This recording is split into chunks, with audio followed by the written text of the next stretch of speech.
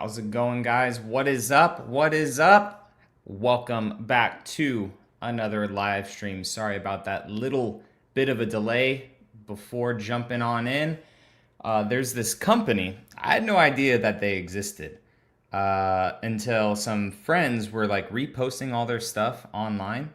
And if you guys see my Hot Wheels shelf back behind me that I need to organize, I'm hopefully changing offices soon in our house.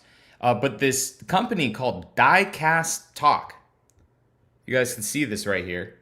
They make like they're probably like legal through Toyota, and maybe they have like a partnership with them. But like they're able to make Forerunners, Tacomas, all this stuff. They don't use the Toyota name, but like they use the Forerunner name in all their stuff, and they have so much, and I had no idea that this company existed, but they just had a drop at 7 o'clock, and I was trying to get onto it to get the stuff, and I got it. So hopefully in January, when they get all their stuff going, we will have it. But I mean, they have like all these cool diecast things. I guess this one, it says Toyota, so they obviously have a partnership with them, and they're able to make like these super cool diecast models. Like this one has mud and everything all on it. So I mean, that literally dropped at 7 o'clock, and there was only 1,008 of them. And I have no idea if they still have more,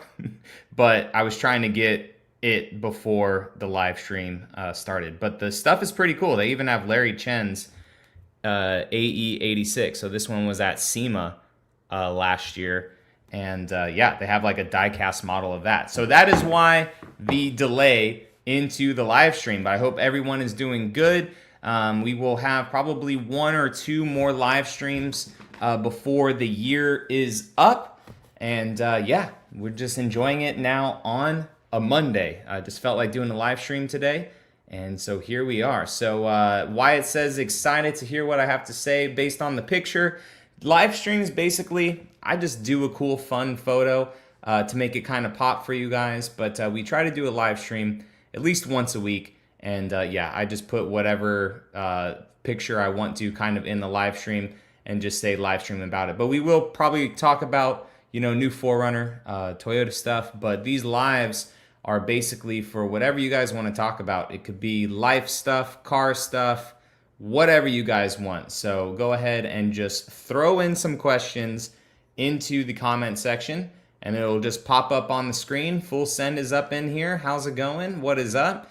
Bam is in here too. Cripple Creek, Joe, Mr. Sunjeeb, how's it going, man? Says, hey John, greetings from Montreal. I want to know if you know if there is any redesign on the 26 Toyota Corolla. I'm looking for cars. Any recommendations? My price is $39 to $60. I'd assume that is Canadian. I'm not sure what the exchange rate is to Freedom units, but the Corolla's been out for quite a while.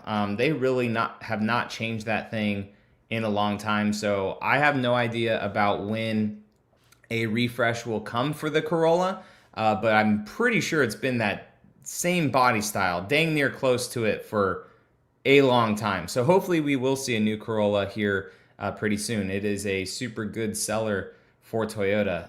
Economy car, you know, just a smidge over 20 grand. It is a pretty good car. We actually had a Corolla S back in 2015, 16, I think 17. I think we had it for 2.5, 3 years. And then we got my wife's RAV4. And yeah, the Corolla was a great little car. I wish we still had it and just had it paid off and it'd just be like a mileage cruiser. Bam says, recently purchased my first Toyota Tundra. Love it so far. Which one did you go with, Bam Drones? Let us know. Congrats on the new Tundra. And we are not in the garage right now, as you guys can obviously tell. We are in the office. Because my wife is doing some stuff in the garage for one of our Airbnbs, getting a bench ready, and I let her know that the dog came up to us, or to me, to go outside, and she has not texted me back. So if I have to pause the live stream for anything, it's because our dog has to use the restroom. But he hasn't said anything yet. He just came up to me. I told him, go lay down. Feel bad, but working right now, you know, and they just had dinner and everything, so he should just be resting. Cripple Creek, what is up, man? How's it going? I love seeing the wife disapprove the TRD Pro. What the heck was up with that, right? The Greg, how's it going, man? It's and looking back too, this is potentially on me, but my logic for that was why I did get a TRD Pro. But looking back at the community tab, you guys also voted for Trailhunter over TRD Pro by only like 10% difference. So I was like, it's 10%. Maybe we'll just do the TRD Pro versus the Trailhunter. But after posting that video, the comments and everything were all Trailhunter. I'm like, what the heck? So I thought my logic was sound. But hey, it's all good. This TRD Pro Tacoma definitely won't be my last Tacoma. Not sure exactly how long we're going to have it, but there will be a Trailhunter most likely in the future on the channel if people do want to see something like that. Aviation, how's it going, man? It says Lexus LX 700H or the new Cadillac Escalade. Escalade interior is great. This may be weird. I'm not a fan of the LX. I'll just say that. I'm not a fan of the LX. It's just, it's new, but it's old. The interior is not the best. It's too small on the inside. The GX to me is well more thought out than the LX 700H. I am going to be driving the new LX 700H and also like the Overtrail for it. So we'll see if anything really changed. But I mean, I would have to pick the Escalade and try to get one used if you can to save on the depreciation, because of these two cars, that Escalade will plummet in value compared to the 700H. But I mean, that being said, I just don't like the interior of the 700H. It's way too cramped, or just the LX in general, whether it be the LX 600 or even the 700. I'm just not the biggest fan of the interior. And for the price, like, it just seems so old on the inside. It was a very weird, like, half kind of upgrade from the outgoing 570 to what it is like with the 600, and there's just still some old bits with it, like the whole screen for your HVAC and stuff in the middle. It just doesn't make sense. And there's like other car things that you can customize in that. Like, why not just put everything on the main screen like the GX? I don't know. But yeah, I would pick the Cadillac, but I would definitely be weary of resale value when it comes to something like that, if you care about that. It just depends on how long you're going to keep it. Tony says, hey, John, I'm waiting for the new 4Runner for my wife, but I don't want to pay the ridiculous price adjustment my local dealership is asking. Do you have any MSRP dealerships in Florida?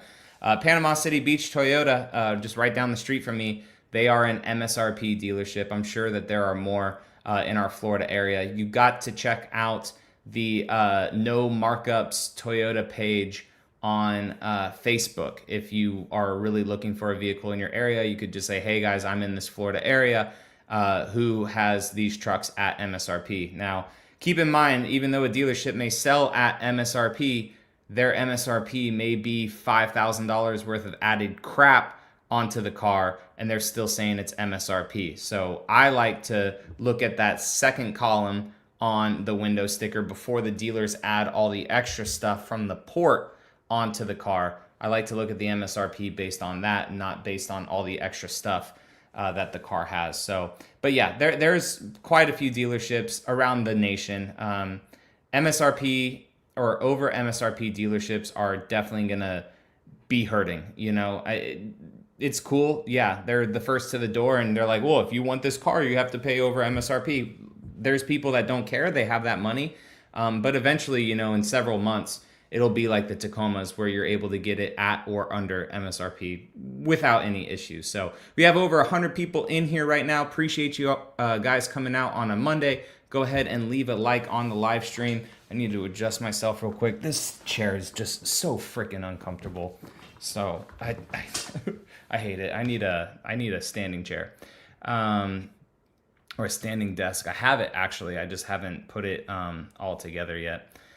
Is Lexus giving you another SUV to drive? Not for my house yet, but we will be doing the LX 700 drive.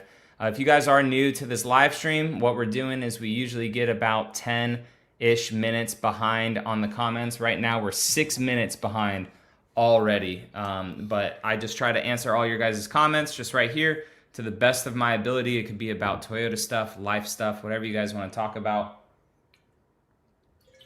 And if you do want to jump up to the top, you can donate, but you do not have to. All that money just goes back into the channel. John, maybe I missed it in another video, but did you officially order your 6th gen? I am working on trying to get a 6th gen, yes. There's multiple that will be available probably like the first week of February into mid-February, probably. I'm pushing it most likely to mid to late February by the time I actually get mine based on allocations and everything like that. So I have a couple reserved, right? As close as you can get to like ordering your own Toyota from Toyota. So I'm having a couple. I have an off-road premium in the Everest color, reserved, right, with my name on it. I keep doing quotations because like it's not official. It's not like, hey John, this is your truck, here's the VIN number, you'll get it this day. That's why I keep doing quotations. So I have one of those, and then also I have just any TRD off-road. Any TRD off-road, whether it's a premium, whether it's a non-premium, or whatever color it just happens to be. So those are the two I'm gonna do. My ideal one is it in Everest, or just whatever comes down the line. So I have submitted my quote-unquote order for a new 4Runner. And all these questions will eventually be answered, you know, 6th gen 4Runner Land Cruiser. Right now I have to pick Land Cruiser because I'm used to it. It's a different interior, different exterior. I like how it's different, you know, but I am a 4Runner enthusiast. I had a 2nd gen, I've owned a 5th gen forever. And maybe when I get into this 6th gen, I'm just gonna be like, this feels right at home. Canadian TRD off-roads are missing options that the state have. Any thoughts? I have no idea without context as to what options are missing, Mohammed. If you want to let us know, go ahead and let us know which comments are missing. Full Send says, do you think that Toyota will bring back the FJ? I think it'd be cool for them to definitely bring it back, but I don't know if they will. Toyota doesn't seem to really be liking to do insane enthusiast stuff like that. I just really wish that they did. Thank you for joining the 6th gen 4Runner forum, man. I appreciate it so much. Chan says, or Caitlin says, John, what is your honest opinion on the valuations of the new 4Runner? It's crazy to pay $60K for a Toyota. So my thing with this is, yeah, it sucks that it's super high. But like this comment right here, and I'm not dogging you, it just, not all of them are at $60,000. You know, the SR5 is well under 45. The TRD Sports and the TRD Off-Roads, they all start in the high 40s into the 50s. So like there's a lot of 4Runner models that are under 60K. But again, when people just see that number, and the only models, unfortunately, that we've been able to show are the higher ones. This is where Toyota gets it completely wrong. They just always show these higher models. So then in people's minds, they're like, this is all that exists, which is the wrong way to do it, I feel. They need to show us like entry-level models like the SR5. Hey, it's gonna, like the moment that they showcased the new 4Runner, they should have given us an SR5 and said, hey, this is gonna start in the 40,000s, just like they did with the Land Cruiser. They said mid 50,000s, and everyone's like, wow, that's pretty cheap. We're actually excited about it. They should have just done that with the 4Runner, said, hey, this is the SR5, or like, hey, this is all the 4Runners, and it's gonna start in the mid 40,000s or at the 40,000s. They knew it was gonna be somewhat close to there, so they should have just said that, and that would have kind of, I felt like, stopped a lot of it. And exactly, Blue STI, yeah, like not all of them are 60K, you know, so that's just what I'm getting at. And yeah, they're expensive, but everything in life is expensive, and that's not an excuse by any means. Like, we just have to go out and like work harder and make a change as well, like with everything in life. So yeah, it sucks, but you know, again, not all of them are $60,000-$70,000. So it is crazy. It is crazy. Are you going to talk about the lease and how the modifications will go? So I just did this video, Josh, the other day on the lease, how I have it on the Tacoma. And the cool thing is with the lease is I can modify it. I could trade it in completely modified. but I'll most likely just pull all the bits off of it. I'm not going to cut this truck up or do anything like that. Every single modification that I'll do, aside from window tint and a wrap most likely, will be easily removable from the truck. And I mean, if I want to pull the wrap off, I totally can, or just leave it on it for when I trade it in, or I could sell technically the lease as long as I pay it off as well. So there's a lot of cool things that you could do with a lease. Right now, my insurance is higher, and people said because it's a lease, that's why it's higher. I'm like, this makes no sense. Like, it's still the same car at the end of the day. So I did message my agent for our insurance, trying to figure out what the heck that's all about. Gianni says, hey John, quick question. After installing the 6-element cold air intake onto your Tacoma, did you get any MAF sensor codes? I did not. And they literally installed it out in Virginia at the Overland Expo, and I drove it like 10 hours home.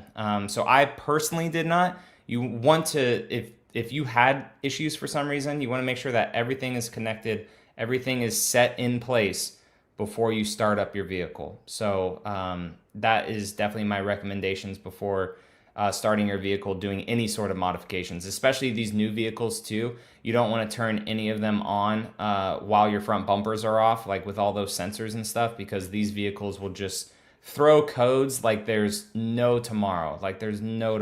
So I am going to skip a couple of people for their questions that I already kind of answered, that I see multiple questions sometimes come in as I answer stuff. So if you guys are in here, if you're bouncing in or bouncing out, you don't have to always watch the screen. It's just my freckled face up here just talking. You guys don't always have to be watching, but just don't think that I'm ignoring questions.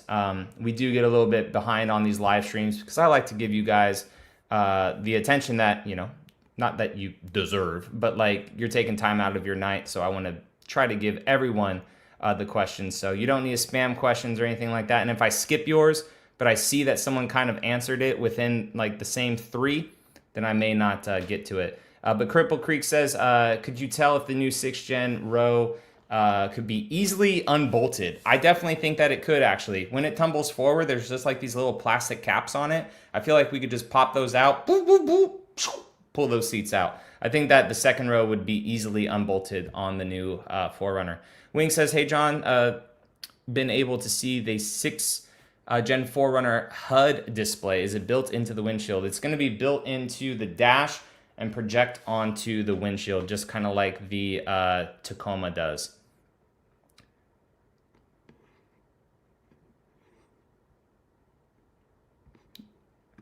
Not sure about Queens, New York. I know that New York, guys, for markups, it's like just as bad as the West Coast. But I mean, even this, you know, PNW, the Mecca area for overlanding, this Lillard, whatever, Damian Lillard Toyota is a no markup dealership. So these dealerships are out there. I mean, it just sucks when people basically, they always see the negative of things. And when you see dealerships mark stuff up, you think it's all dealerships. And it's not. And that's the same with like Ford, Chevy, all that stuff. There's Ford dealerships that mark the crap out of Ford Raptors. Other Ford dealerships that market them right there at MSRP. Aviation says today saw 4 GXs, 2 LX600s, and a TX. Dang, you live in a bougie area. That is so freaking cool. Blue STI says the 4Runner is sick as F. Can't wait until they come out. Gonna upgrade from my 2020. Yeah, I mean, some people will like them. Some people won't, you know. The moment you drive it, I think a lot of people are going to realize that the powertrain's really good. But there is some areas where Toyota definitely is starting to save some money. So it just all depends. And hopefully they hear us complaining about some things and add freaking soft touch materials to the doors like the 5th gen had. So I will definitely, you know, when I get mine, make videos on what they need to do better, especially because I'm going to have my 5th gen. So we get to see where Toyota stepped backwards with the 6th gen and where also they stepped forward on it. Phoenix Odyssey, how's it going, man? Happy Monday. I hope everyone so far is having a great week. 2025 is almost here. It's almost here. I hope everyone at least hit some goals that they had for this year, right? And if you didn't hit them all, you know, it sucks, but I didn't hit all of my goals. and I'm beating myself up for it. But like, hey, at least I hit some goals, this year, and I'm better at the end of 2024 than I was at the end of 2023. So going into 25, we all just got to see those goals and stuff, and whatever ones we make, just try to stay with them and keep going. And this is how you jump all the way up to the top. Legion skipping 9 minutes of comments. Thank you so much. Says, do you have an opinion on the 26 Honda Passport? The first thing that comes to mind is it is a crossover. It is not a body on frame vehicle, where so many people, because I guess that was Honda's, and I'm not dogging it because I like Toyotas. I've been in a Honda recently at the Hankook event, and I was actually thoroughly impressed with it. That being said, it is not a body on frame vehicle, so it's not gonna tow as much, right? It's not gonna have an insane amount of articulation and everything while off road, but you're able to get a bigger interior with it. They were able to put a V6 in that because Honda doesn't have big trucks and stuff for the cafe standards, so they can afford some more V6s in vehicles as well. So I do think it's cool. I don't like that people are comparing it to the 4Runner or whatever else, because like it's not the same vehicle per se for like what a vehicle is to do. But yeah, there are a lot of people that are cross-shopping it now though with the 4Runner, the people that don't really need a rugged body-on-frame vehicle, and that's a perfect segment. Toyota really needs to step up their game with the RAV4 when it comes out next year or the year after, whenever it comes out, right? And see that, hey, people just don't give us a TRD off-road package in a RAV4. Like, make it super, super cool because people are taking these crossovers. I mean, look at the Subaru world. People are taking these crossovers and building them because they get better gas mileage. And half of overlanding anyways, if not more than half, is just freaking dirt trails, right? So why would you buy a 4Runner that only gets like 20 miles a gallon, and then when you build it all up, it gets like 15, when you can get one of these crossovers, whether it's a RAV, a Subaru Outback, this new Passport, that gets like better gas mileage, and just go on a little dirt trail to a beautiful camping spot. I have no problems with that at all. I just don't like, that people pretty much just compare it exactly to the 4Runner. But appreciate the $2, man. That, again, guys, you guys do not have to donate, but that is how you jump all the way up to the top. So hopefully, Leslie, you are still in here. It says, hey, John, do I need to keep the vehicle in motion when I am going to unlock the rear diff? No, you don't have to. You should just press the button, but if for some reason it doesn't unlock, then you do have to roll a little bit, and then it should be able to unlock. So hopefully you're still in here, because that was about 11 minutes ago. So I'm gonna skip a little bit. I truly, truly appreciate everyone's conversation and questions and stuff. And we will have to skip just to get a little bit closer to only 10 minutes behind. And who have we not? You guys are talking there. That is totally cool. Boom, right here. Over on Facebook, because we're streaming to both YouTube and also Facebook, says Ryan says, are you going to supercharge the Tundra? The Magnuson has been ordered. It is about 4 to 6 weeks out, and it was ordered through Yota Mafia probably 3 weeks ago or so.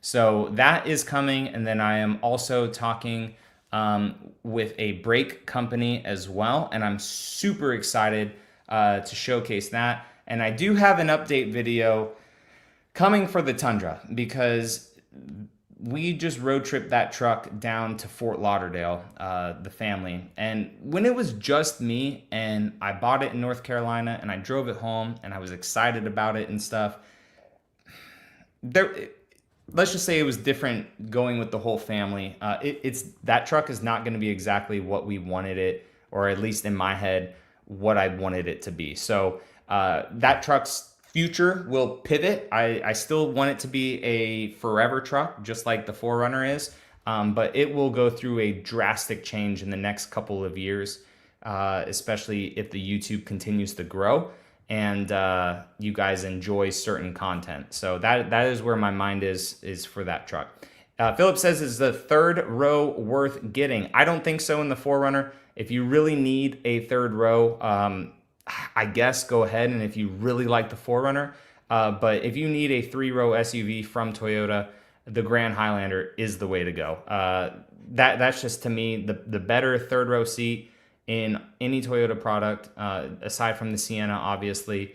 And that's just the way to go. Unless you really, really like the 4Runner and you're just going to throw like smaller kids or something like that back there, there's not a whole lot of room.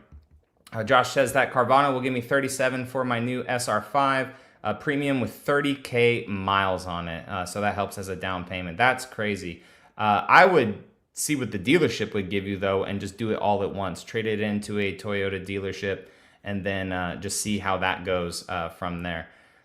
This question's pretty good. What is my relationship with Toyota? So basically, if you guys look at other automotive journalists, right, you see them basically covering a lot of other brands like TFL, right? You see them go to Dodge events, Ford, Chevy, Honda, all these events like they go to, right? They get to go to those events as automotive journalists. Think of Motor Trend, Car and Driver, all of those, right? I am just a person that just has my own YouTube channel that also gets to go to mainly Toyota and Lexus events, because that's all my channel is right now, and that's all this one will ever be.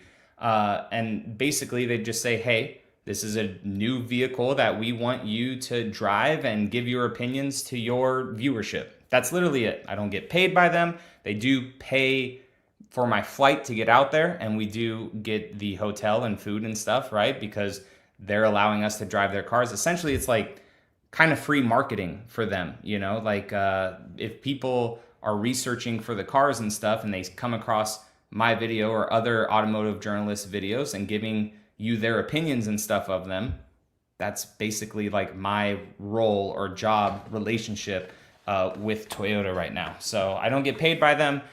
Even like the Veterans Day thing that I got to do with Toyota, they didn't pay me for that, but they were awesome to supply a Tacoma, and Toyota also donated to both of those foundations with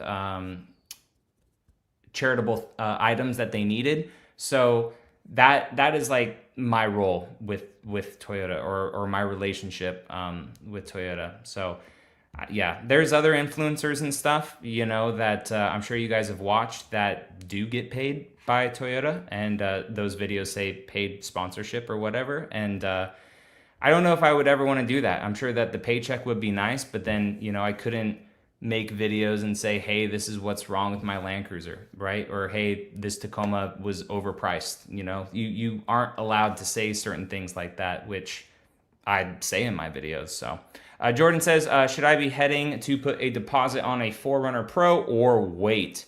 I for sure want one, and the sooner the better. If it's the sooner the better, then yeah, I would do it right now, because you may not get one, honestly, like within the first year, because they're going to be so little of them out there that I'm sure that people already have deposits on them. And depending on your area, your dealership may not get a whole bunch. The 4Runner hybrids are pushed as well. So while the normal ones are coming out around late Jan, February, the hybrids will probably be like March, April, and then you're going to start to get into the next model year come September, November. So I would try to do it as soon as possible. The cool thing too, the way that some dealerships work is you can at least get on this imaginary list, right? And let's say, hey, I want it for a mud bath 4Runner with the black interior.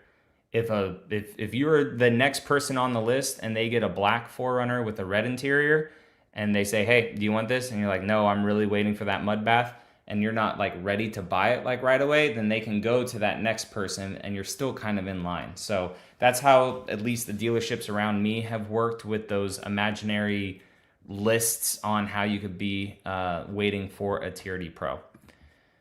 I'm going to get one in 2026. So I really want to get a 4Runner TRD Pro, or we may do Trailhunter based on the last video that I just did and you guys all upset about it. But not everyone. There were a lot of people that did like the TRD Pro. But yeah, I would definitely, I would just do it right now just to get on the list. PSA, I bought a TRD cold air intake, and it was causing a MAF sensor double troubleshooting after troubleshooting with the dealership, they came to the conclusion that an ECU tune may be needed. That's weird, because the MAF sensor and everything in the ECU should be doing a good bit of difference for that. I'm curious, Gianna, if the MAF sensor area itself in the TRD and on the intake portion of it going into the throttle body, if that's different and it's allowing too much air to come through, and if it's not seated properly. Philip says, is it worth going through an auto broker versus shopping around? Honestly, you could probably shop around right now, just because every single car dealership has a crap ton of vehicles on the lot. So it's really easy to get a discount right now on vehicles. Like dealerships are literally, they put them on the windows right now. It's saying like $5,000 off on Tundras. So it's really easy to get money off of cars right now. If you want to go with an auto broker, it's cool because they will go out and find exactly what you need. They'll facilitate the shipment. They'll work the deal and all that stuff. But you got to pay, right? They got to make their money and they got to pay. And Willito, welcome back to a live stream, jumping all the way up to the top with a $5 donation. Thank you so much. Says, congrats on the TRD Pro, brother. This $5 is going straight to that monthly payment. Been wanting a Toyota truck, thinking about a Tundra with the TRD off-road package. What are your thoughts? My main thing about the Tundra right now is just there's a refresh on the horizon, right? And the third gen just it hasn't been off to the best start. That's my only thing. And I always talk about resale value just because, you know, Toyota is notorious for how good it was in the past. But these new Tundras right now, just because of the recalls, they are like just so, you can get a great deal on them is what I'm getting at, which is nice. New and used, you can get a very good deal on them. And there are some people that absolutely love their Tundras. And I enjoyed mine. I wanted to love it, but I just couldn't. I always had wind issues. I always had seal issues. There were always things creaking and rattling and stuff. The dead pedal, sometimes when the truck comes to a stop and you need to accelerate afterwards, the truck would have like a micro delay that I talked to you guys about. So it just always seemed like one thing after the other with that truck for some reason. And you know, I keep buying these Toyotas like relatively early in their model years and stuff, which, yeah, there's going to be issues and stuff with them. And that's why I buy them, to make the videos and document it. But like even this new TRD Pro Tacoma that I just got, the back door is making the same ticking noise that my other TRD off-road is making, right? So it's just annoying that, but if you're okay with knowing that you're going to be a guinea pig for things, then that's fine. The frustration for me comes into when I take my Land Cruiser to my dealership with a list of things that, hey, these things are annoying me. And then my guy calls me up and says, hey, it's good to go. They couldn't duplicate anything. I'm like, what the hell? Like, why am I wasting my time bringing this to a dealership, giving you a list of things, and the freaking techs can't duplicate anything when I know I'm going to get back into that car and drive it home, and I'm going to hear the freaking wind noise in the windshield area. I'm going to hear the doors ticking. It's bullcrap, man. And Toyota just needs to get better. Everyone needs to get better, but we're in this ecosystem of Toyota and stuff. So, but yeah, that being said, if you can get a great deal, buy one. If you could get a smoking deal, buy one. I'm really trying to hold off on a third gen until the refresh comes. I'm not sure exactly when it's going to be, but I'm really trying to hold off on the refresh until the third gen, or the 3.5 gen, if they even call it that, or unless they just say, nope, it's all about fourth gen now. I'm going to be like, dang, that was a quick, 4 to 5, 6 year, however long they pull the third gen out for. So, but bro, thank you so much for the 5. I truly appreciate it. We're going to try to get caught back up real fast where we were. I don't want to be too far behind on questions. We're going to go right back up to about the 10-minute mark. So guys, thank you so much. If I did skip some of your guys' questions and we start getting caught up, just go ahead and answer them again. So this is very unique. We just dropped a video on the Platinum Interior. Koch 33 Toyota was awesome enough to send me photos and videos of it. And yeah, the hexagon stitch pattern is kind of cool. It does look premium, but it is unique, like with the gold. And the navy blue of that interior really looked blue. So I was thinking that it was going to be a little bit more like the Tundra where it had blue accents, but it's a straight up blue interior. So I am curious how that's gonna look in person. No worries, Jordan, man, I got you. Pablo says, I hope someone comes up with the Hulk Hogan mustache delete. I am curious to see how easily a Tacoma front end could like retrofit onto the 4Runner. I hope that they bring back the electric lime. That was a very unique color, right? The electric lime metallic, very, very unique color. I do like though that Toyota did bring back another green, right? With the Everest color. I think that green looks good on it. Will a turbo timer be required on the 6th gen? I doubt it. Toyota has been doing all of their research and stuff, and the hybrids, you know, they shut them things off automatically. I don't think that a turbo timer is going to be needed. Plus two, it's a liquid cooled, so I don't think that it is needed for that. I'm not the biggest mechanic, but that's what a lot of people were saying, that it doesn't need it because of that. Positronic says, yo, I'm curious if that's mostly just voodoo at each dealership. I put a deposit on a TRD Pro back in May and recently gave my color preferences to my contacts, so we will see what they find me. I hope you get it. One in their allotment. Yeah, and don't be scared to like seek out a dealership a little far away. You know, you can always buy out of state, road trip the vehicle home.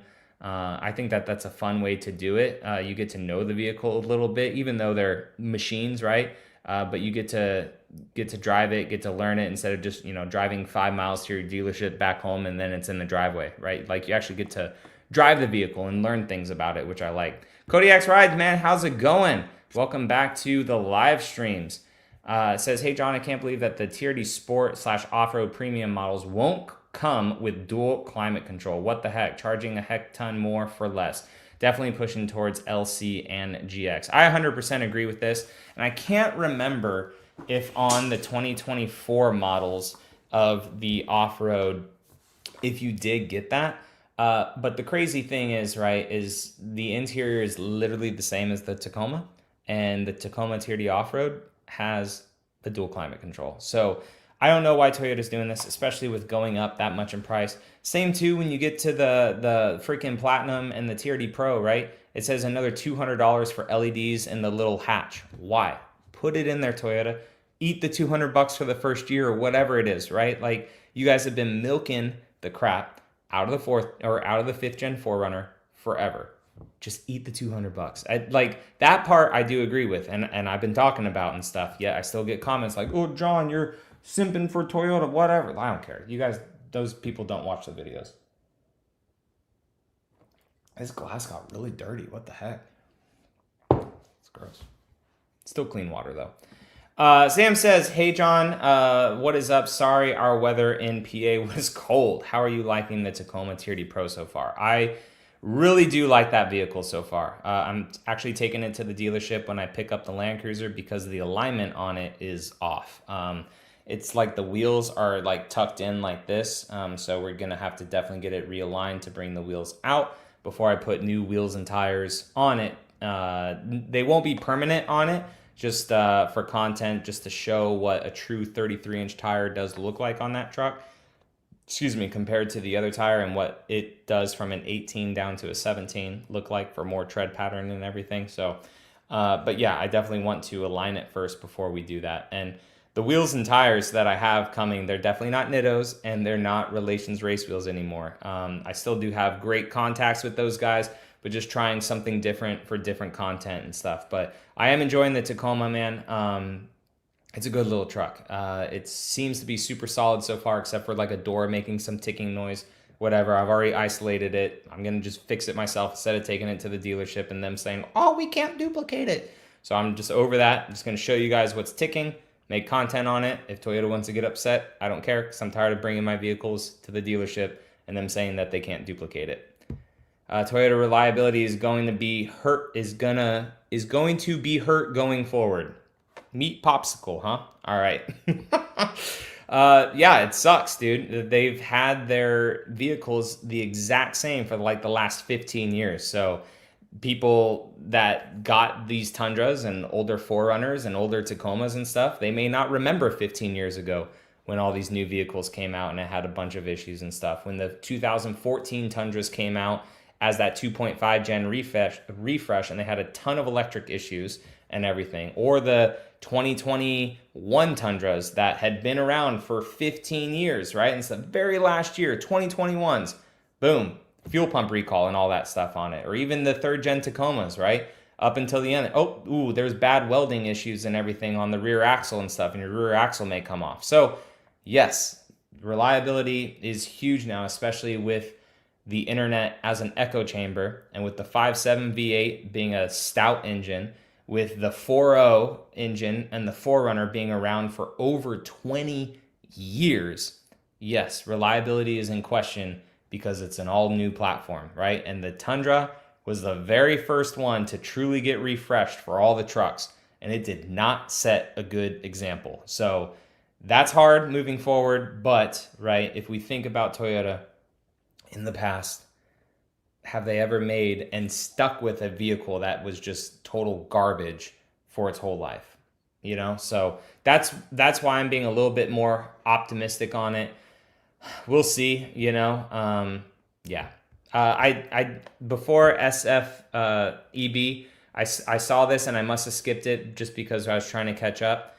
I did not watch his video yet, so if you want to give me quick bullet points on it, you can. I know that he does have a Sequoia, and from the quick comments that I read on the Facebook page, it made it sound like Doug just needed a bigger vehicle and he liked the Sequoia and all this stuff. I don't know. So if you want to give me quick bullet points on it, you can. I also think he was going for it based off of the 200 series that we had in some of the clips of the video that I saw on Instagram. He was basing it basically off of the older 200, like actual Land Cruiser that we had, not like the Prado that we have now, right? And the new Land Cruiser is more practical. It's not luxury here. So I'm curious if he was ranting about that. I'm not 100% sure.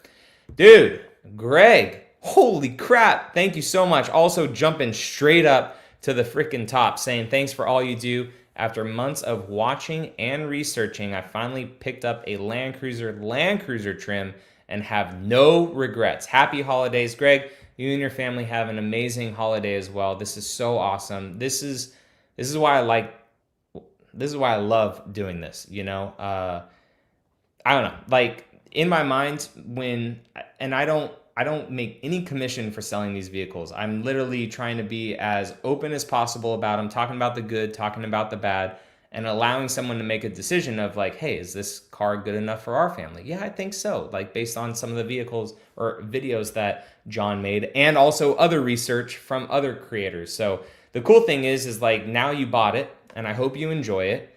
And you know, I see a doggo in your profile picture, so you know, hopefully the pup enjoys the back and stuff, and you guys go on road trips, and that vehicle helps like you make memories and stuff. So I think that is just super, super cool. And you know, not many people, there are some people that say, hey John, I bought this because of all your research and stuff, I'm enjoying this. I do have this one issue with it that you had as well, but overall I like it. I get those comments a good amount of times, and those are the people that actually comment that, you know, after all the videos and stuff. So dude, Greg, thank you so much for that. I truly freaking appreciate it, man. Thank you so much. Getting back up to the top, that's so freaking rad, dude. And 20, like you bought a Land Cruiser. You could have given me $2. I know that you know we need that money for that premium gas that the Land Cruiser has. Oh, that's freaking awesome. Jesse says, should I trade my wife's 2020 Highlander LE for Christmas? Are newer models going to be available, or should I wait? I'm not exactly sure when the Highlander stuff is going to be coming. The cool thing is that the 24s and 25s have the upgraded screens and everything on them for the wireless CarPlay and stuff, but pretty much for the most part on the inside, I think that the 2020 was the more refreshed outside and everything too. So if you're gonna just keep with a Highlander, then you could potentially trade up. If your guys' family is growing potentially in the future, Jesse, I would strongly look at the Grand Highlander if you're wanting to stay within Toyota. I think that the Grand Highlander is just not such a better vehicle, but it's like just that perfect size, good headroom and everything, good third row seat, and for the most part, it gets good gas mileage too. Some of these new Toyota dealerships are super terrible to deal with. Why is Toyota dedicated to this model? I agree. There's some dealerships that are just absolute trash and other ones that are so good. And it sucks because those bad dealerships just put a bad taste in people's mouths. You know, like I've been going back to this one dealership to try to get things taken care of. And they worked so hard with like the Tundra to try to fix things and stuff. And then there were other things that were just kind of missed and whatnot. And then it's just like, it's just frustrating, you know, because then the other dealership near me, I don't live in a big area, but like if I wanted to take it to them for a second opinion, that's another 2 hours there and back, you know, so it is frustrating. And in all fairness, it is a brand new Land Cruiser, but just I would rather them say that they were able to duplicate something and listen for what I said. I would rather them say, hey, we're able to duplicate this, but as of right now, there's no fix. I would rather them say that than that just they couldn't duplicate something. And this will all be in the Land Cruiser update video when it comes back. Mike, man, how's it going? Says, hey, John, my 24 Tundra Pro has see, just like this, a 24, right? Has the window shutters. Dealership is working on it, though. They even looked at your Platinum video. So I hope that this gets taken care of for you, Mike. And for me, the seals fixed it, but then with the seals too came even more wind noise. And then before I traded my Tundra in, I had them fix the seals again because of the wind noise, and then my passenger side started making the window shutter. So it's very frustrating. I don't know if it's just the way the cab is designed, if it's even the seals themselves. I have no idea, but this is just why when people say, hey, John, should I buy a Tundra? I'm like, just know, you know, a TRD Pro, 24 TRD Pro, that's a $70,000+ truck, and it's having issues that a truck should not have. Is there going to be some wind noise in a vehicle? Yes. It's a big old brick going through the air. I get that. But I should not hear wind literally shuddering in a $70,000+ vehicle. That's all I'm getting at, guys. And, you know, I hope that Toyota starts to see that as well, and they definitely feel the hurt with the Tundra right now. I mean, it's selling good, which is awesome, but it's selling at insanely low prices, and the resale value sucks. And which you were smart getting a Pro with that, and you know, it's just crazy. And now they're having to replace all these engines, and let's see if 2024s are involved in the future. We'll see. What trim level of GX550 is your favorite with massaging seats? If it has to have massaging seats, then I am going to go with the Overtrail Plus. I just love the way the Overtrail Plus looks. The interior is super clean. I truly do like the Lexus GX. Meat Popsicle following up with saying it doesn't matter if you buy a Toyota at the beginning of a generation. My two 2022s both have steering wheel shake. The needle, oh yeah, this, if you're talking about, yeah, 4Runner, which you say down here. Yeah, so that's pathetic, right? Because my 2018 has it. For some reason, that's just, if you go look in forums, that's just a notorious thing for these trucks. But the 5th gen 4Runner was around for 15 years. How did they not just fix this on the 4Runner? And it's always around like what, 62 to 65 miles an hour, just gets that little shimmy in the steering wheel, and it's ridiculous. No auto climate on the TRD Off-Road Premium. Do people use that? You know, I always find it kind of annoying for the auto climate control. It's always loud, or it's too quiet, or it's not blowing enough. Me personally, I just enjoy being in control of my own climate control. But we have 155 people in here right now. We are catching up on the comments, which thank God. So if you guys want to leave a like, I truly appreciate it. And also if you guys have any questions too, go ahead and throw them into the comments. It could be about Toyotas, it could be about life, what your goals are for 2025 moving forward. Just let me know in the comments. The 2025 GX spec sheet listed onboard air compressors and auxiliary switches for Overtrail and Overtrail Plus trims. Hopefully it makes it to the LC252. Yeah, that would be nice. I don't understand why, and I get that it's a global car, whereas the GX is not a global car, but that Land Cruiser shares this kind of new platform and everything that the 4Runner and also the Tacoma have as well, which, by the way, very early video dropping tomorrow about 2025 Tacoma stuff, which I hope you guys are finally happy about. Interesting stuff for that model year. Not revolutionarily changing, but very interesting stuff. Very early video tomorrow, straight to the point on how it's going to be. But yeah, that is cool. I did see that for the GX, so hopefully that does trickle down to Land Cruiser. All right, so getting back caught up with this. So Doug DeMuro said that it didn't make sense in the lineup in terms of options, pricing, and size compared to the 4Runner and GX. Yeah, so I think I'm going to have to disagree with him on that just because of the price ladder. So like when you get to the top end of the 4Runner at like 66, right, with the TRD Pro and the Trailhunter, that's kind of like right when the GX somewhat starts, because I think the GX now starts at 68. So you're at the top end of the 4Runner instead of being at the bottom end of GX.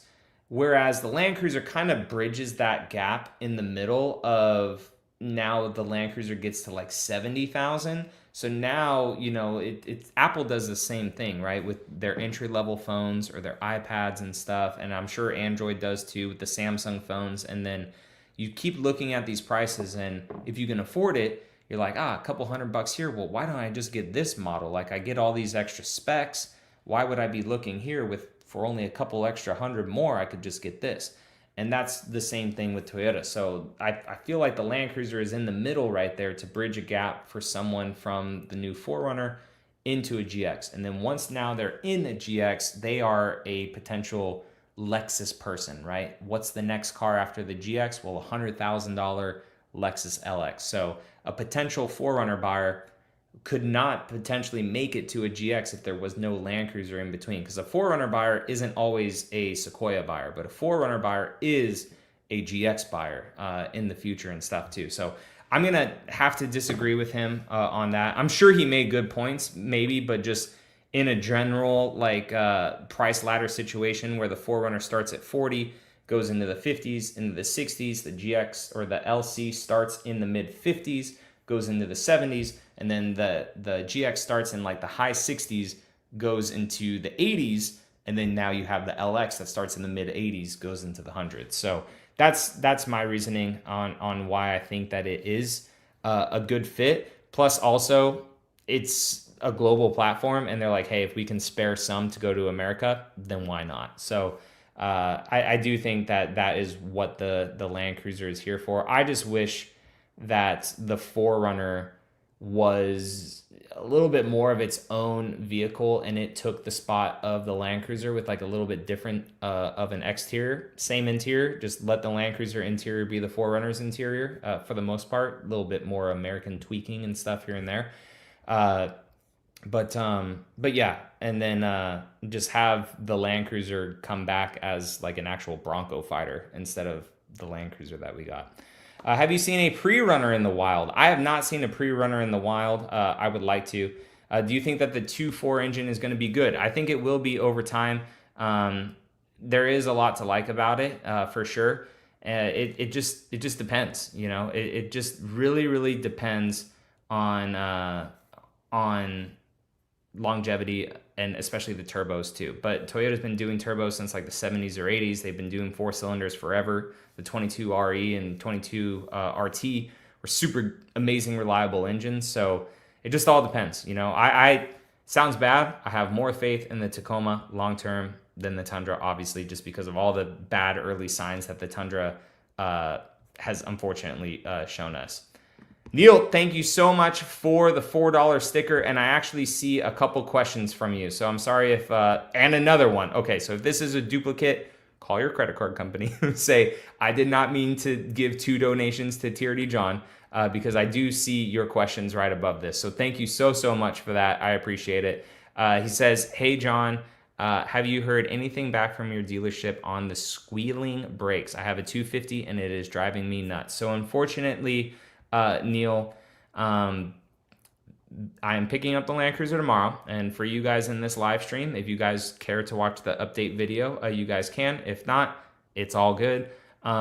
They could not duplicate. They could not duplicate, which is very frustrating, especially if I back that Land Cruiser out from the parking lot after the dude gives me the keys and it squeals. I'm gonna be pissed. So it is typically when it's a little bit more humid outside. I've noticed that happen because there have been sometimes I backed it out of our garage and it has not made a sound. In fact, in that video of showcasing the brake squealing and also that Giraffe Tools ad integration, my wife backed it out of our garage. It did not squeal. I'm like, what the heck? Because I was trying to get more footage of it squealing for that video.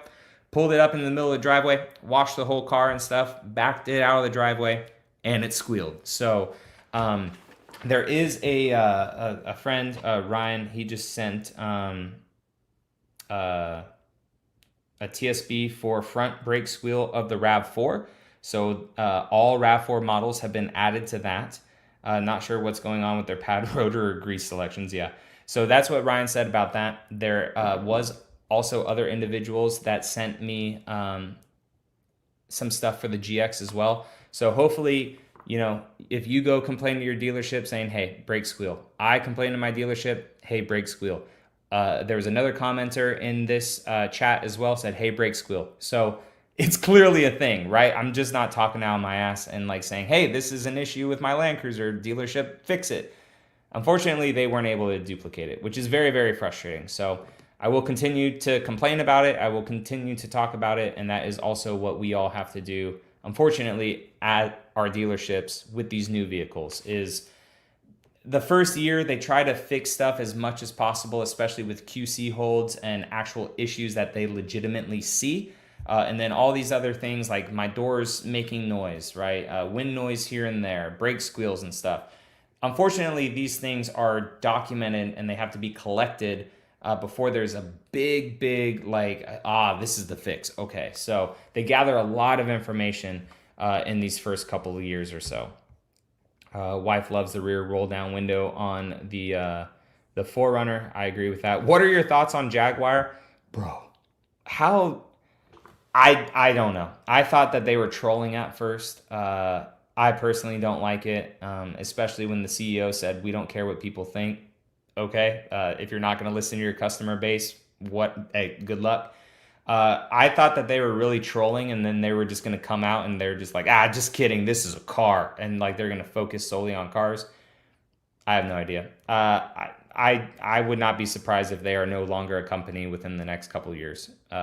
It's honestly very crazy, especially when the CEO says, we don't care what other people think, we're going to do it our way. That, like, if you're thinking about like the woke stuff, then okay. But if you're thinking about like you don't care what people think and you're not going to take criticisms and everything else like for what your consumer base wants, then you're not going to be a company. Like that just really solidified itself for me right there with the Jag. I still remember Jeremy Clarkson saying the Jag. Like Jag is not what it was in the past. It's kind of crazy. Is the Platinum 4Runner going to have real leather? It will. That is what Toyota said, an actual leather interior. So I assume that it is not going to be pleather or Softex.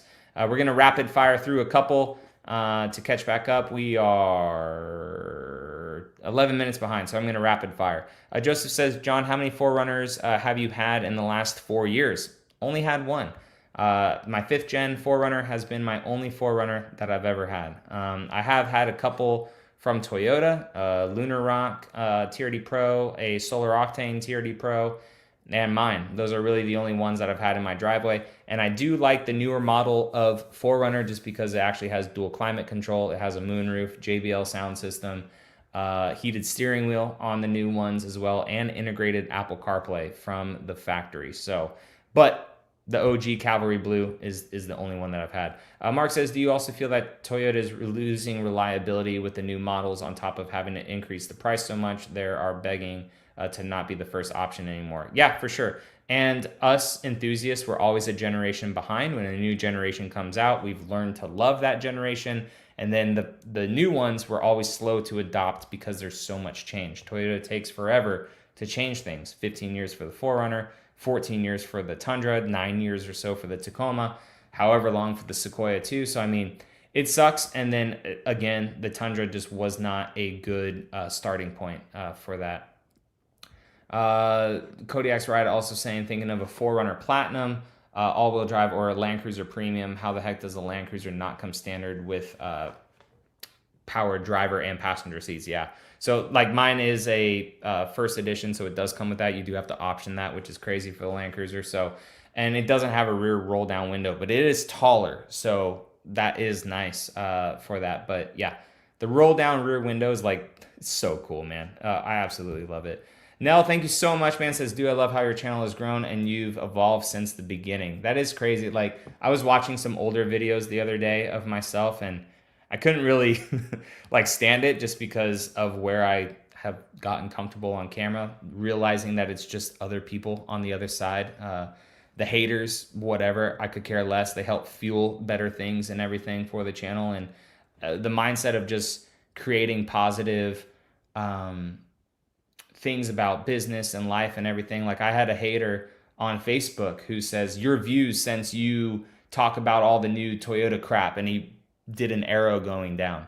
And I screenshot my YouTube and I was like, huh, that's weird, because everything had arrows up. My views at 1.2 million, the money for December, like over $9,000, right? And it's not bragging.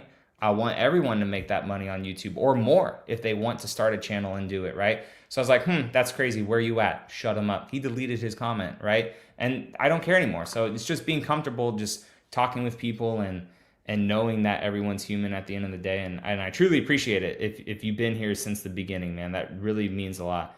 The 4Runner will be hitting the dealerships in, I want to say February. Michael from Ontario, how's it going, man? And then Nell also says, my question, since I can hardly find any info on it, and I really hope you're still in here because this was 12 minutes ago, says, has anyone ever done a dual climate control swap? I want to know this as well, because I want to do this for my Tundra. I think that the schematics and everything are completely different. The AC plenum and all that stuff is completely different as well. So I personally have not seen it. I've seen people add CarPlay to an older 4Runner, but I have not seen dual climate control. I have searched forums and everything for that. It seems to be a little bit hard. Chris, thank you for asking. How have the Airbnbs been going? Also interested in starting. They've been going pretty good. One of them is outperforming the other one by a lot. That is based on location, I feel, and also potentially the photos of the other one. And it was our first Airbnb, so I feel like we need to freshen it up a little bit, make it a little bit better than what it is. And then this other one we have, plus we allow dogs in it, so I think that that is potentially making it better than the other one too, and it has a backyard and all that stuff. So, but they've been going good, and it's something that we really, really want to hit hard in 2025. But you have to be not careful about it, but there was a big saturation of just, sorry for lack of better words, just shit. People just like, oh, I could buy this house. Interest rates are cheap. I'm going to throw it up on Airbnb, call it a day. And that kind of like saturated the market. So now to really be good, I feel like, on Airbnb is you have to have something that stands out on your property versus others. And me and my wife have been talking about this. And so the one Airbnb that we have that is doing pretty good right now, it has a 2-car garage that we just lock, and we don't allow people to really park in there, and it's kind of storage for us. And we are heavily, heavily considering turning it into a giant game room. So it would have like skee ball tables, it would have air hockey, it would have whatever, like some 1-up video game cartridges, and a big, huge, I want to get one of those like 98-inch TVs that you see from freaking Walmart and everything, and just let that video go viral, right? Maybe put that TV in the bed of the Tacoma or something like that, and just put it at the Airbnb. So, but yeah, Airbnbs are good.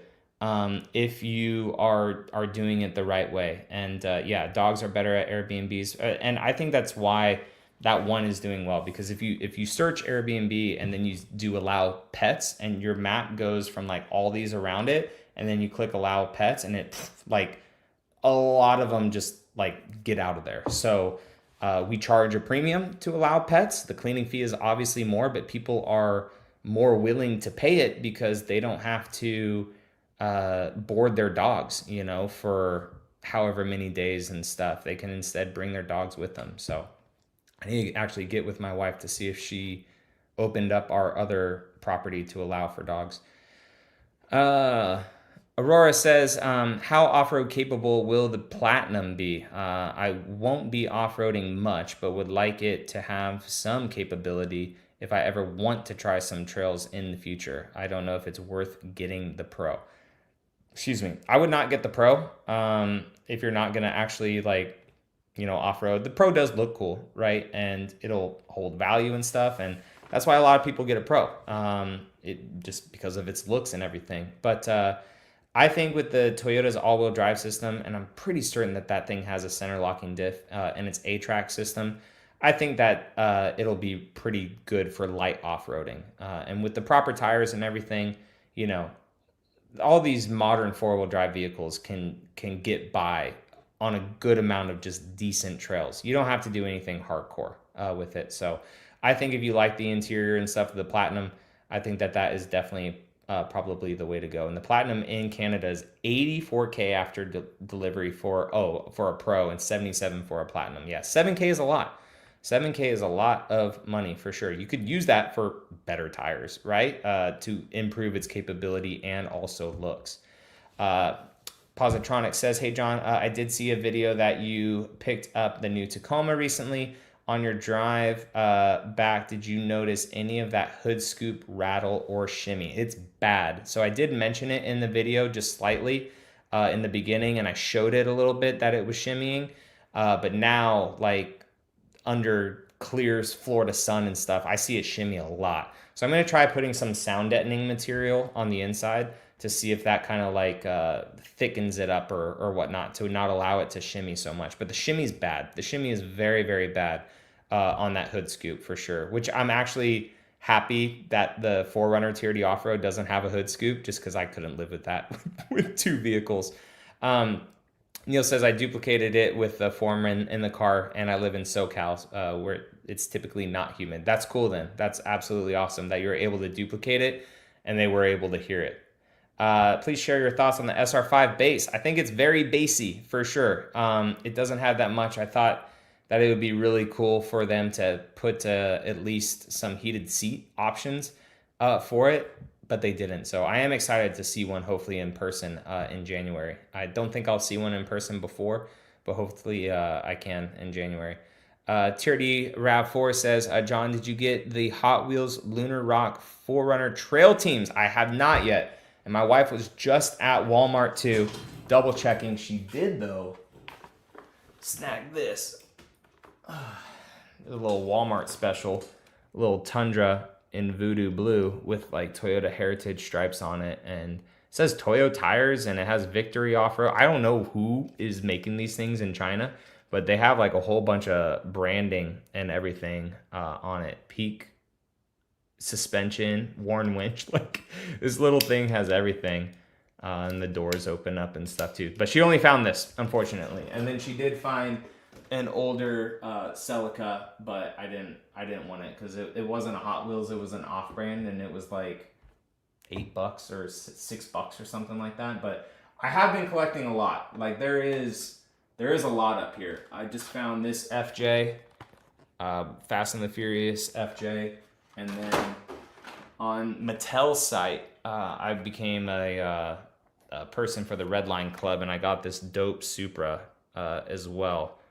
And tomorrow they actually have another drop for a TRD or a Toyota stadium truck. So that drops at 11 o'clock tomorrow. So yeah, eventually, like this office was cool, and now I just don't care, and I talk loud in it and stuff. But like my wife is doing stuff because like our living room and everything's right there. I do want to be in the back corner of our house so I can have a dedicated sit down space with the cars and everything behind it. And if I can somehow fit the off-road challenge game in there and everything, I could do that. But I have not found the transport yet for the 4Runner one, or also I'm looking for both. There's the 4Runner one and also the Baja truck one too. I can get them online. They're like $40 right now online, but it's just something about like, yeah, I could order it on Amazon, whatever, do it, right? And guarantee get it to my house. But there's just something about the search. And then when you find it, you're like, yeah, I found it. And then, yeah, but if that collection ends and, you know, I can't find it in the stores anymore, then I'll probably just buy it online. 4Runner TRD Pro just appeared in my local dealership at 2,000 miles, 59,000. What do you think about that price? I think it's about 4,000 too high, or 3,000 too high. MSRP is 56, right? So it's used and it's at 59.9. That is crazy, Armin. But you know, these fifth gens are going to hold their value. They're going to hold their value for sure, especially as people are slow to adopt the new one. So we'll see. We will see. Wake Up to Adventure says, been following you and your videos. They really helped me choose my new Toyota and which trim levels to go with. Thank you for all your hard work and excellent videos. Cheers, Lee. Lee, thank you so much, man. I hope you enjoy it. You know, I try to talk positive and also the negatives too. And I don't really do rant videos, so I hope that people see, you know, the good and the bad with whatever videos you guys watch. So, yeah, I paid $47 for my ORP. It's crazy. It's crazy. It's crazy. It's crazy. All right, you guys are all talking back and forth. Oh, you guys are talking about, yeah, that fifth gen for sure, for sure. Elijah, how's it going, man? Welcome to the live stream. Best 2-inch lift for a 4Runner for a comfortable ride quality. Simple little Bilstein 5100 kit. Yota Mafia. If you guys click the link that's pinned to this for my link tree, I should have Yota Mafia there.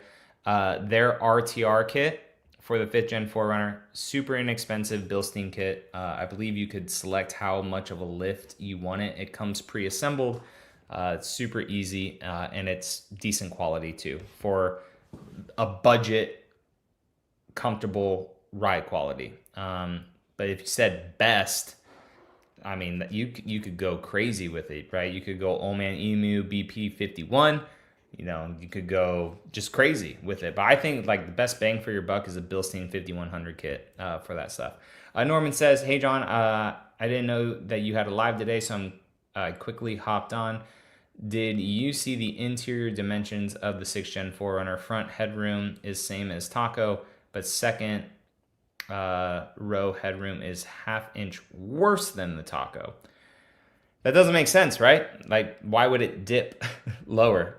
The reason, potentially, is just because the seat sits up a little bit higher. So that's actually good to know that they added some of that stuff. But I don't think that they added cargo capacity yet to that stuff. But yeah, it's probably because the rear seat sits up maybe ½ inch higher than the Tacoma. So it is a little bit shorter of a roofline, which...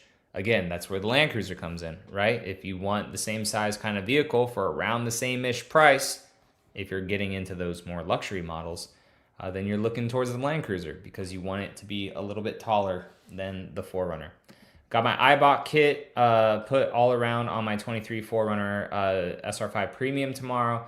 Super stoked about it. Any recommendations on tire sizing / mods that are worth doing or not? Man, on a 5th gen, I really like the tire size that I put on mine. Depending on how high you're going with this lift, I did 285/70 R17s on my 4Runner TRD Pro with the Westcott kit. I think that's like the perfect tire size. Some people go full 33s or 35s. I just think that's too much, personally, but it does look cool. A throttle enhancer is an amazing purchase for a 5th gen 4Runner. I've been running the Shift Power USA on my 4Runner for, gosh, probably over 2 years now, and it's been absolutely awesome. Sometimes I turn it off just to see what stock was like, and it's such a mushy pedal. It is absolutely horrible. That and then window tint. I always recommend window tint for sure.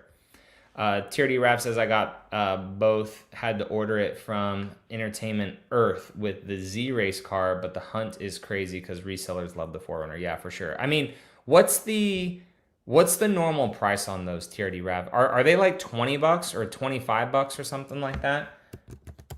4Runner cargo carry. How do you spell carrier? Holy crap! Oh, IER. Jesus Christ.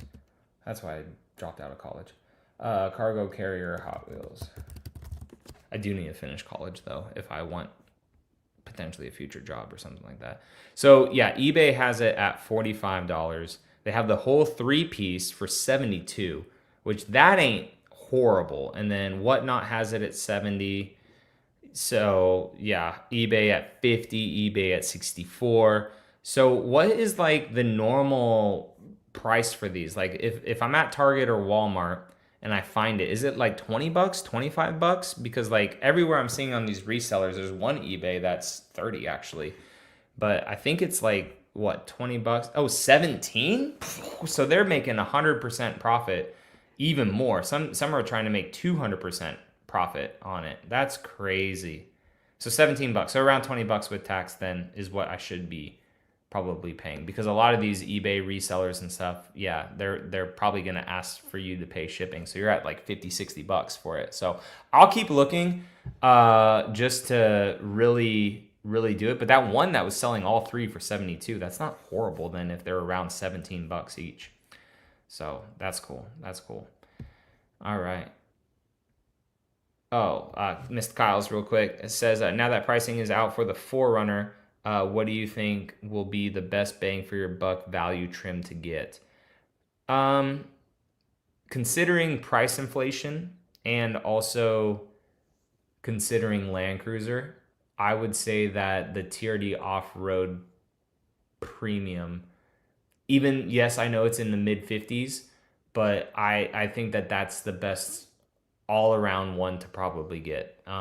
Just because like the Land Cruiser starts, yeah, it has the hybrid powertrain, but that thing starts at like 56 now, I think, instead of 55. I think it starts at like 56, and you could get like the TRD off-road premium 4Runner for the same price. You have the Softex, you could option a moonroof, you have the 14-inch screen, you have all the stuff in it, right? And it's not just a plasticky thing like the 1958 is, with the Softex seats too. So I think that will be the biggest volume seller, best bang for your buck. But like, honestly, you can't, a normal TRD off-road too, that's not that bad either. If we may end up with the normal TRD off-road too, on the channel, depending on what comes in first, right? And I wouldn't mind it, because, you know, I have had a lot of premium vehicles lately, throwing me back into something that ain't premium, you know? But yeah, this is a non-Toyota question. Heading to Naples for Christmas, where are your favorite places to paddleboard with/without manatees? So I know nothing about Naples. I'm not sure if you watch Kirk Kreifels's channel, but if you do, he lives down in Naples. But I unfortunately don't know anything about paddleboarding in that area. I'm not sure if they have springs or anything like that down there. In the Tampa and kind of central Florida area, there are a lot of springs with manatees and wildlife and all that. But down in the Naples area, I really don't know. And this is 100% true. Naples is full of money. It's crazy down there. But I actually haven't been to Naples, but I was talking with Kirk at the event in Fort Lauderdale. And he was just talking to me about just how crazy it is down there too. A lot of older retired people. Yes, a lot of money. So I'm not 100% sure. You guys have safe travels though, going down there, and enjoy the warm weather, man. It's going to be beautiful down there. I think even here too, where I live in the Panhandle, how far out does my thingy go? When's Christmas? Next Wednesday? It's going to be 67. So that'll be nice. But it says 65% chance of rain. So that kind of sucks. But at least it's not a cold Christmas, because the last couple of years here, the Christmas has been really cold. Glass City says, have you gotten the Power Blocks Legos 4Runner? I'm building it now. Pretty nice. The only one that I've gotten, I don't know if these brands go in and out of business because Toyota sends them like cease and desist or something like that. I'm not sure. But I have this one. I think my wife got this from Mini Bricks, I think. And this is like an FJ Cruiser, and like the doors open up and everything, and it's actually pretty rad. So I haven't gotten the 4Runner version yet, but I do think that it's really cool. I have this from Block Zone, which is a bigger truck that I just haven't built yet, because I didn't know you had to buy the instructions. I'm just like, I'm not going to do that right now. So, but no, I have seen that, and I think Glass City, you're talking about the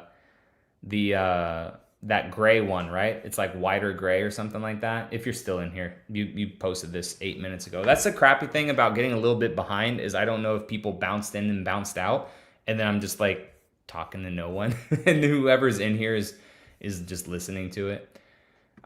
Big Al says, still looking for a used FJ Cruiser, one of my favorite trucks. Yeah, and those are starting to come down in price a little bit, I've seen, which is nice.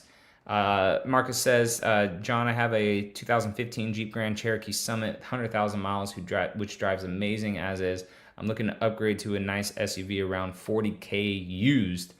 What's your thoughts? There's a lot of good SUVs probably around 40K. I mean, you could probably get some significantly under that, but a 4Runner, you can't go wrong, with a 4Runner, but it's not going to get insanely good gas mileage. But I mean, around 40K, if it's Toyota, I mean, you could be in a Lexus GX for around 40K, depending on the year. So yeah, I mean, I would you're watching a Toyota channel and stuff, and if that is what you're looking for, body on frame, 4Runner, GX, or a crossover, you could get like a decently specced out RAV4, or a Highlander, or even a Grand Highlander, new or used, I think for around that 40K, probably more on the used end for a Grand Highlander. So if you're wanting to stay with a Toyota, I would assume, because you're watching a Toyota channel. Do you think that manufacturers like GM would have better reliability if they didn't update their vehicles so often? 100%. So why do you think Toyota hasn't updated their vehicles in a long time, right? And now you see, with Toyota updating their vehicles, new gremlins, right? New gremlins, new this, new that. So yes, I 100% agree with that. Same with Ford, same with Dodge. All of these manufacturers that try to be the new of the new. That's why, one, their resale values suck, because in 5-6 years, there's potentially 1 or 2 generations of a change, versus Toyota, where it's kind of still all the same generation. So the cars hold their value better. Plus 2, new electronics, new interiors, all this stuff. Like, they don't have time to fix it and make it great and then capitalize off it. It's like, all right, cool, we fixed it. All right, what's next? So I do agree with that, John.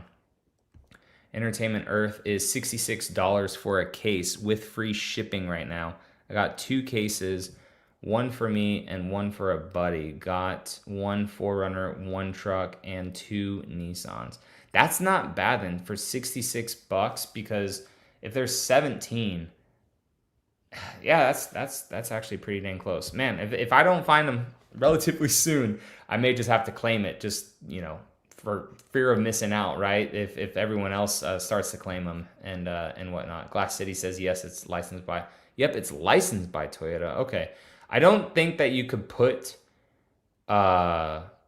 links in here, but what brand did you say again? Have you gotten the Power Blocks? Power Blocks. Oh, isn't Power Blocks the one? Power Blocks Toyota. Isn't Power Blocks the one that like makes the Why isn't this showing up? Power Blocks Lego Toyota. There we go. All right. All right, I'm gonna have to look at this website a little bit then once we're done, because I don't think that where can you find... Okay. Today, how's it going, man? Welcome to the live stream. We've been on for about an hour and a half, and we are catching up with the with the comments and stuff. Yeah, tons on, yeah, AliExpress, all those things for sure. Where are we at here? Sorry, guys. Brain farting. The issues with the hybrids are a lot of the mechanics don't know how to service them. Yeah, I had a hybrid since 2007. It's hit or miss. And for sure, and if you're trying to get with, you know, a company that's been doing hybrids for a while, hopefully it's Toyota, right? Again, the Tundra just put a bad taste in a lot of people's mouths, you know. But like when I drove the Tundra, it was like, it's so good. Like the powertrain, it sucks that it's so good to drive, but like it just potentially has that issue. Omar says, hey John, loving all the content. Was curious if you ever considered doing an old FJ Cruiser build out. 100%. It is on this right here. Vision board is an FJ Cruiser right there. Of course, the LFA. This I crossed out. That I crossed out. Old 4Runner build. Had a boat, but I guess I could cross that out because that really wasn't everything that I wanted. I don't know if I'm a boat person. Big garage, all that stuff. But an FJ Cruiser is on the vision board. And I think, so that one was a rock crawler. I just put it on there to have one. But I think that an FJ that's been like just hit in the back would be cool because I would just gut that all out. And have you guys seen like the FJ truck conversions? I think that those are so sick.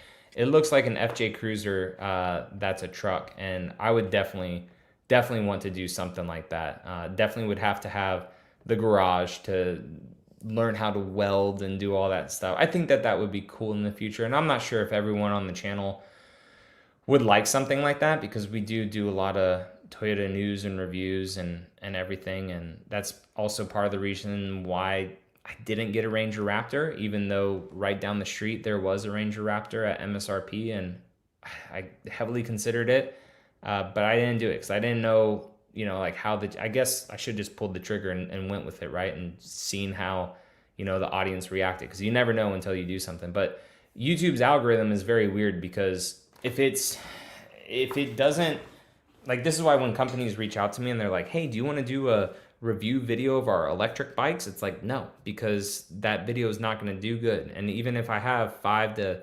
10,000 core followers like per video, you know, even though I have 100,000 subscribers, there may just be 5 to 10,000 core followers. They may not even get the notification for the video just because YouTube's algorithm is like, this isn't a truck. Like, we're not going to push it to these people. This guy's like just showcasing a bike. Like this is weird. Same with like Toyota, like cars and stuff, you know, like certain Lexus cars and everything. If I don't word it right, or if I don't, you know, portray the video right or hype it up in a different way, then a lot of people don't get those notifications. And it doesn't bother me because, again, I don't do it for the money and everything like that. But it's just annoying that I have to rely on this platform to get my information, or not my information, but to get this content out. And then, like, I have no control over the YouTube gods that are like, we don't want to show it to their people. So that's kind of frustrating. So I am curious if, like, in the future, what I'm getting at with that is I am curious if in the future, if I do decide to do more vlog style, build style, like, content like that, if it should just be a whole nother channel, right? If it's just like me enjoying cars on another channel versus trying to intertwine an old 2010 FJ Cruiser build, and I just showed you the new, let's say, Toyota Celica that just came out, right? If that comes out, I hope it does.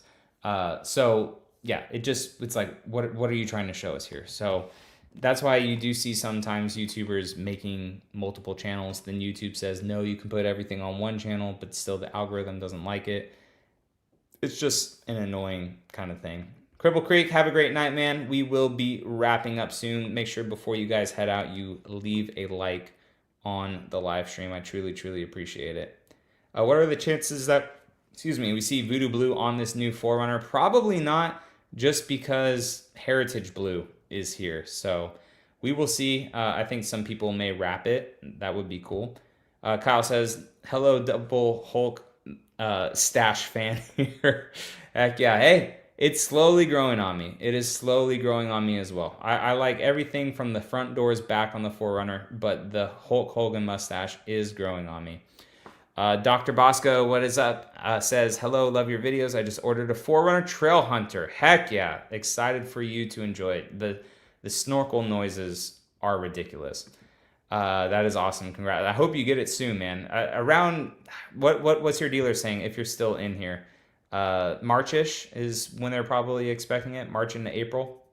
Venture says, where can you find a replica RC of your Tacoma? Several YouTubers have them. There are these RC shops out there or that do just fiberglass over these scale models. So like Traxxas has these scale models. I forget what scale it is, like a 1/64th scale or no, it's probably way bigger than that. 1/4 or I don't know, whatever. It's like this.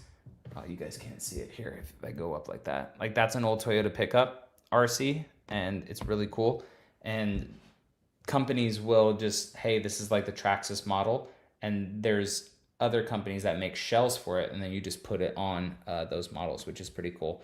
Tax says, hey, just ordered a 4Runner TRD Off-Road Premium. Really hope this lasts as my replacement for my trusty F-150. Hopefully you don't need a truck, but the... so cargo dimensions did come out. Interesting. Okay. Hopefully, you don't need a truck, but the cool thing about the 4Runner is the rear glass does roll down, so you can put long things in it, roof rack up top. So yeah, hopefully, this vehicle proves itself to be as reliable as the outgoing 5th gen. And they said about 3 months. They're built in Japan. So yeah. So new 4Runners built in Japan, which is awesome. It's going to take some time by boat to come over. Then once they're at the port, they have to get all the port options and stuff added onto them. And then they go to the distribution area as well to get their final QC checks and all that stuff done. And then eventually they make their way out to the dealerships. So it's a process, man. And I'm trying so hard to get one of the first, but I've tried this every single generation of whatever new vehicle comes from Toyota, and it never happens. And it's just whatever at this point. So we will get it when we get it. The cool thing is, the cool thing and the crappy thing is I hope you guys aren't sick of 4Runner content by the time I get mine, because we're going to have the 4Runner drive event, and then the embargo is going to lift. So all that content's going to come out. Then I'm going to go to the DC Auto Show, and there's going to be more 4Runners and stuff there at the DC Auto Show. And then I'm going to go to the Lexus drive event, and then there's going to be that Lexus content. And then hopefully, within a week to 2 weeks after that, we get the 4Runner. So hopefully that's enough time for people's minds to refresh. And then, we just get my 4Runner, and it won't be, those review videos again. It will be more of hey, how was this car to road trip? What's the actual gas mileage like? Putting the dogs in the back of the 4Runner. Do they like it? And then the cool thing, the saving grace, is comparing it to my 5th gen. So that will be completely different content that I wasn't able to get people. So it should be pretty cool. All right, where the heck was I? Hey John, hope you're having a great night. I am so far, guys. I hope everyone else is having a great night too. I am definitely dehydrated today. But that's crazy. So it is slightly bigger than the 5th gen. So Toyota must have updated the site and everything, because a lot of that stuff wasn't on there in the beginning. What are your thoughts of the fit and finish on the 4Runner TRD Premium or TRD Pro interior versus your first edition Land Cruiser? So just a little bit more plastic on the 4Runner, but it feels, for the most part, just as good. And the TRD Pros that I have been sitting in and stuff lately have been pre-production. So the materials aren't 100% the best. The fit and finish isn't 100% the best. I'll tell you one thing, though, that has impressed me with the 4Runner compared to the Land Cruiser is on the hybrid models, which the TRD Pro is a hybrid. That back storage area with that little shelf that flips up and then it slams itself back down, that whole back area is way better than the Land Cruiser. No flimsy, crappy little things that open up and all that stuff. The 4Runner's put together way better, I feel like, in the cargo area. And the 4Runners will be at the dealerships hopefully February time frame or so. TRD Raf says, if you can grow as a channel like Tacoma Beast, they'll make a diecast for your 4Runner TRD Pro like they did his truck. That'd be really, really cool. Yeah, this company, the diecast company that I showed you guys at the beginning of this live stream, Diecast Talk, they have very, very cool, interesting stuff on there. So it would be rad to like either have the 4Runner or some memorable vehicle on that's made one day, or just, you know, contract that out to someone to like replicate the vehicle. I think that would be really rad to do. Jordan says, what's your primary job? I feel like I've heard you say it before, but I can't recall if it was the Airbnb gig. It is pretty much YouTube, for me at least, right? My wife, so when we've only had two, but we want to get more going into 2025. But like when we are renovating a house or doing stuff for the Airbnbs, like I help her out a lot. But for the most part, like she runs that stuff on a day-to-day. So for me, I just do the YouTube stuff to help make money to then facilitate that. So that is the mindset and the goal going into 2025. Hopefully we get, you know, in the real estate world, they call it doors. So, you know, you have how many doors? Like it could be one unit, but you could have like 4 doors at that unit if it's like a quadplex or something like that. So it would be cool, like ambitiously, to add like 3 more next year. So I think that would be really, really cool. We're going into 25 with a kind of like F it mindset, which, not saying F it like I don't care if it doesn't work, or if it does work, like obviously we want it to work, but less scared to make risks for higher payoff, if that makes sense. So YouTube is the primary gig. I do have like a military compensation stuff coming in as well, and the Airbnb stuff and all of that too. And then affiliate marketing, like with YouTube. So like on Instagram stuff, like Instagram doesn't pay, but you know, I can post stories for companies, make reels and stuff, and then get compensated through that. So a lot of sponsorships and partnerships actually start to kind of pay more sometimes, some months, than YouTube does. Trickster TV says, anyone having issues with audio? John keeps cutting in and out. No lag though. Is anyone else having issues? Someone said no. I know that this was a little bit ago, so I'm sorry. This is about 5 minutes ago. So Jordan said no. So hopefully it's getting a little bit better. I am right next to my my Wi-Fi here, so hopefully it's good for you. Is the SR5 limited to an 8-inch screen? It is. No real options for the SR5. It's going to be very, very, very low spec, especially when compared to the 5th gen 4Runner, it seems. The new Honda Passport seems pretty cool. Yeah, a lot of people are liking that new Passport, which is totally fine. It is a crossover though, so it's not like a body on frame like the new 4Runner. But hey, if you just want some space and stuff and light gravel trails and a V6, that will be the way to go. Leon says, hey John, how long, if ever, the Toyota SUVs family will accept in these new generation of vehicles? Seems like they can't sit at the cool table. Probably when the next generation comes out, this gen will be there, right? Toyota enthusiasts, they're always a generation behind. So it's kind of crazy.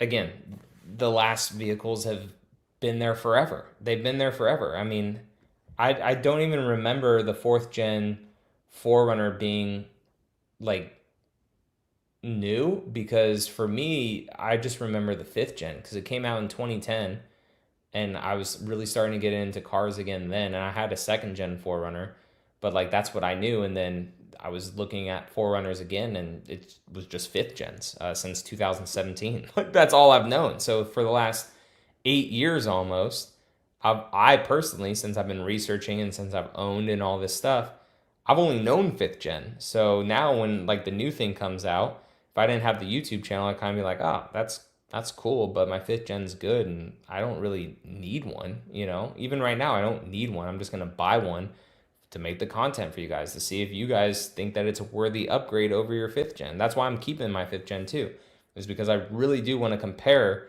both to see which one's better and which one's worse. And I'm just gonna straight up say it. Like, and it may hurt me to say, this new 4Runner is better than my fifth gen. Or just to say, hey guys, don't buy it. Buy the old one. So that's gonna be cool content to do and stuff moving forward. Is the legroom about the same as the fifth gen? I want to say it is. Apparently, all these numbers are out now on Toyota's website, so I think we just have to go back and find the older stuff for the fourth gen to compare. Where are the engines for the 4Runner made? I'm not 100% sure. I don't know if it's made here in America or if, since the 4Runner is built in Japan, if they have another group of engines that are made over there. But touched on this earlier, Gears and Gadgets. I like it. It's cool, but it's a crossover. It's not like a body on frame. So I don't understand why people compare it to the 4Runner when it's not even like the same thing. It can't tow as much. It's not as capable off-road, but you get more interior space because it's a crossover and stuff. And if you're just going to be doing like gravel road off-roading and you just want that Honda, then dude, go for it. Toyota needs to step up their RAV4 game though when it comes to the new generation to compete with that Passport, because I think that it's really, really cool. Is it worth to go 24 4Runner or 5? I would go 24 for now, you know, and then especially the SR5, you could get way more out of a current SR5 than you are going to get with that older one. And then, so wrapping up, guys, we have almost been on for an hour and 45 minutes. So I'll just take last couple questions. Whatever you guys want to say, go ahead, throw it up into the chat, and then I'll answer it, and then we'll wrap up for the night. Daniel says, does the new 4Runner have sway bar disconnect as an option? So I messaged my contact at Toyota, and he unfortunately is out of office until the 19th. Because the TRD off-road that I showcased for you guys while at the SEMA garage, it had that button. It had the sway bar disconnect button. But for some reason on Toyota's like official site for options, it doesn't even say that it's an option or anything like that. So either that's a miss on their site, or for some reason on the prototypes they had it and they're like, we can't afford to put this many into these vehicles on launch, and maybe it will be there later. I don't know, because it was on that TRD off-road. Granted, it was a pre-production model, so we'll see. The V6 Passport is a nice, affordable alternative to the also unibody Land Rover Defender. That is very true, because that Land Rover is very expensive, very expensive.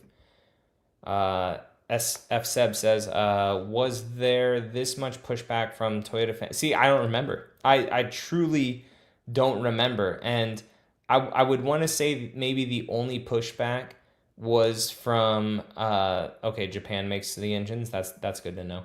I think maybe the only pushback, right, for the fifth gen would be that they dropped the V8, maybe, right? So maybe that was some pushback, but like, the powertrain was the exact same. So I think now that the powertrain is changing to a 4-cylinder turbo versus a V6, people don't like it because 4 is smaller than 6, and also because the reliability that the 4.0 had is now, we have no idea, like with this new engine moving forward. So that's if they just made this new 6th gen, right, and slap the old freaking the old 4.0 into it, the V6, with like, let's say the 8-speed transmission, people wouldn't give a rip. They'd be like, heck yeah, new 4Runner, cool, let's work with it. The biggest issue is that it's a 4-cylinder with people, just because they don't like it. But again, it's not me defending Toyota, but they literally gave people what they wanted: better gas mileage, more power, better driving experience, but it's a 4-cylinder. And then people are like, what the heck, Toyota, why would you do that to us? Japan launched the 2.4 LT before North America plant. Gotcha. Yeah, and this engine too is a derivative of like that same engine for the crossovers and everything, and also Lexus models, but it is built a little bit different. Well, yes, plus price too was a big issue, so I bought the 5th gen. Yeah, I mean, price for sure is going up, which it is annoying that it went up that much for certain models and stuff, right? I would be honestly okay with these prices if there were automatic seats in every single model.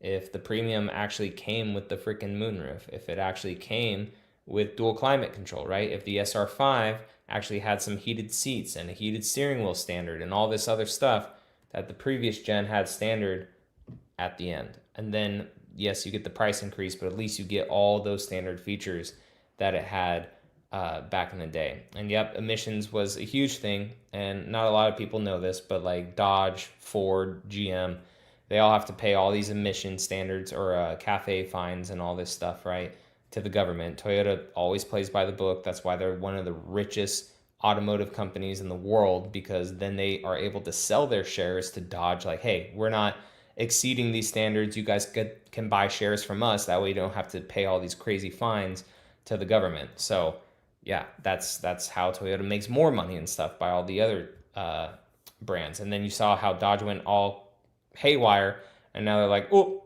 no more V8s. Here's an EV charger, blah, blah, blah. And then their company just went like from super peak, just crazy, absolutely crazy. They could have used the 3.5, or it's the 3.4 technically, V6, and made everyone happy. Oh, 3.5 from the Tacoma? Yeah, but again, it just goes back again to where Toyota is on the CAFE standards, you know, for all of the government emissions and stuff, unfortunately. Plus, I would rather have the 4.0 than that 3.5. 4 cylinders isn't an issue. It's the TNGAF platform. SUVs are very heavy for a 4-cylinder to be reliable long term. We'll see, you know, but like the Tacoma, that one that I have, both, Jesus Christ, I need to freaking sell that other one. They are at lower RPMs than the V6 was. So I agree with this. They're heavier, but at the same time, they have an 8-speed transmission to help them drive better both at low range and also on the highway. It's not revving insanely high at a like 2,000 RPMs on the highway. It's like, I think at 14 or 1,500. So it's revving way less.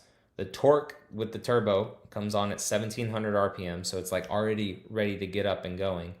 And when I accelerate with these newer cars, like they barely hit, you know, higher RPM range than my 4Runner does. My 4Runner revs out more than the new 4 cylinders do, like with the Land Cruiser and stuff. So I'm not disagreeing, Troy, but these the like I get that a 4-cylinder people say may be stressed out more, but like if they're considering like just the RPM range, I get like stress per cylinder, I get that, but just like it's not revving out like crazy high in the RPM range if you're just like driving it normally, you know.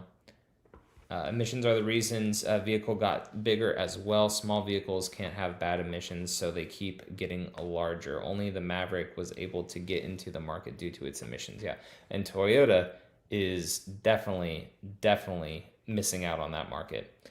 Zero Research is the new model coming with a standard option. It is not for the 4Runner. It will be a automatic throughout. And yep, the 3.5 V6 is a downgrade over the 4.0. I agree with that. A lot of people hated it when it was when the Taco went from the 4.0 to the 3.5. 4.0 was better in low end torque, exactly. So this is something, right? Is that and the new 2.4 has even better low end torque. Yeah, it comes on at 1,700 RPM, like really fast. So this is the thing, right? I don't remember this because I wasn't in the scene then and doing stuff, but 4.0 was in the 2nd gen Tacoma. Then it went to the 3.5, and people hated it. They're like, what the heck, this engine, blah, blah, blah, blah, blah. Now, 3rd gen owners are like, oh, that 4th gen's a piece of crap. So we're always a generation behind, it seems like, for Toyota enthusiasts. Better performance with less cost, that'd be cool. Oh, wait. Oh, yeah, we're good.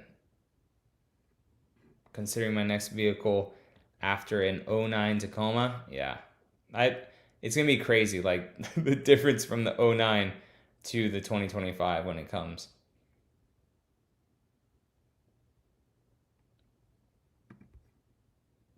No, they don't. So they only need premium gas for the Land Cruiser because it is tuned that way. But guys, I appreciate y'all coming in for a Monday live stream. That was really, really awesome. There will be an early video tomorrow talking about 25 Tacoma stuff. And Neil, thank you so much for the donation. Greg too, man, dude, thank you so much for the, $20 donation. Willito and Legion, thank you guys so much, and everyone who just supported the whole live stream. You guys can leave a like before you head on out. I would truly appreciate it. You guys have a great rest of your week.